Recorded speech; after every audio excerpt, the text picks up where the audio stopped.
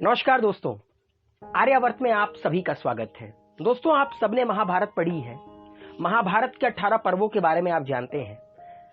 अलग अलग महारथियों के ऊपर पर्व के नाम भी हैं, मगर क्या आप लोग ये जानते हैं कि अश्वत्थामा जो कि कुछ समय के लिए कौरवों का सेनापति बना, महाभारत की किताब में उसके नाम पर कोई पर्व क्यों नहीं है? आज हम इसी विषय में बात करेंगे कि महाभारत में अश्वत्थामा पर्व क्यों नहीं है। दोस्तों, जब हम महाभारत पढ़ते हैं जिसको वेद व्यास ने लिखा है, तो हम पाते हैं कि कौरवों में अलग अलग सेनापति थे। युद्ध के पहले दिन से लेकर 10वें दिन तक गंगापुत्र भीष्म, और इस दौरान जो जो घटित हुआ उसको भीष्म पर्व के अंदर लिखा गया। 11वें दिन से लेकर 15वें दिन तक गुरु द्रोणाचार्य कौरवों के सेनापति रहे और इनके नाम पर भी पर्व है जिसे द्रोण पर्व कहा गया। उसके बाद अंगराज कर्ण 16वें और 17वें दिन इन्होंने कमान संभाली, ये सेनापति रहे, इनके नाम पर कर्ण पर्व है। और फिर 18वें दिन युद्ध खत्म होने तक महाराजा शल्य, इनको सेनापति बनाया था दुर्योधन ने, और इनके नाम पर भी शल्य पर्व है। मगर सवाल ये उठता है कि महाराजा शल्य के बाद जब अश्वत्थामा को सेनापति बनाया गया तो उसका जिक्र महाभारत में क्यों नहीं मिलता? क्यों नहीं अश्वत्थामा के नाम पर कोई पर्व है? क्योंकि दोस्तों, असल में अश्वत्थामा ने कुछ ऐसा किया था जैसा काम किसी भी असुर ने नहीं किया हो। और अश्वत्थामा तो असुर भी नहीं था, वो तो एक ऋषि का पुत्र था, गुरु द्रोणाचार्य का पुत्र था। अश्वत्थामा ने एक कसम खाई थी जब उसने देखा कि दुर्योधन की जंघा टूट गई है और अश्वत्थामा के अंदर पांडवों को लेकर ना जाने किस तरह का बैर था। उसने कसम खाई कि मैं कुछ भी करूंगा, किसी भी हद को पार कर जाऊंगा, मगर मैं पांडवों की नस्ल खत्म कर दूंगा, उनकी आखिरी बीज होती उसको मार दूंगा। और इसीलिए अगर आप लोग महाभारत का 10वां पर्व पढ़ेंगे तो महाभारत के 10वें पर्व का नाम है सौप्तिक पर्व, और इसी पर्व में बताया गया है कि महाभारत का युद्ध खत्म होने के बाद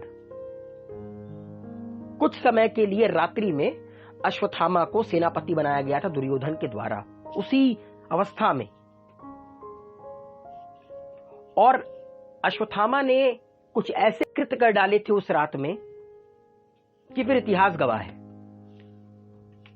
उप पांडवों को सोते हुए निद्रा में रात्रि में अश्वत्थामा ने मौत के घाट उतार दिया।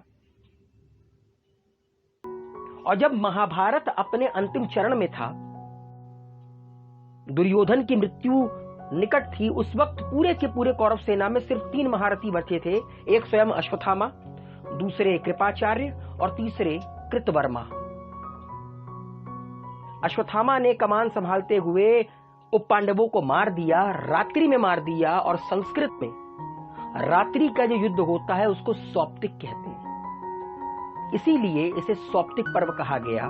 और उसके बाद अश्वत्थामा ने उत्तरा के गर्भ में स्थित अभिमन्यु के पुत्र को मारने के लिए भी ब्रह्मास्त्र चलाया था।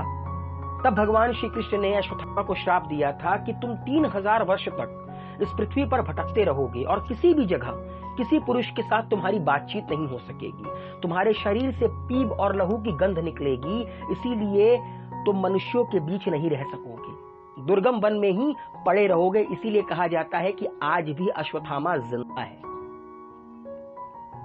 और जिसने ऐसा कृत्य किया हो उसको इतिहास में वैसे भी कोई जगह नहीं मिलती है।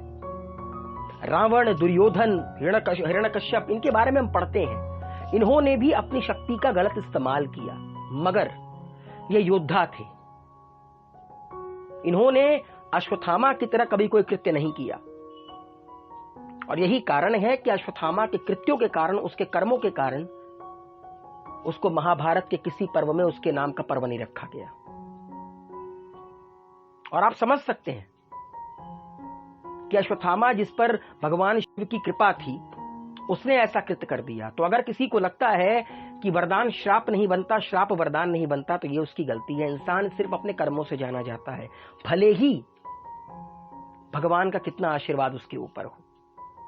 आप रावण को ही देख लीजिए, रावण से बड़ा पंडित कौन होगा? जिसने शिवतांडव लिख दी, मगर अंत में उसकी मृत्यु भगवान राम के हाथों हुई अपने कृत्यों के कारण।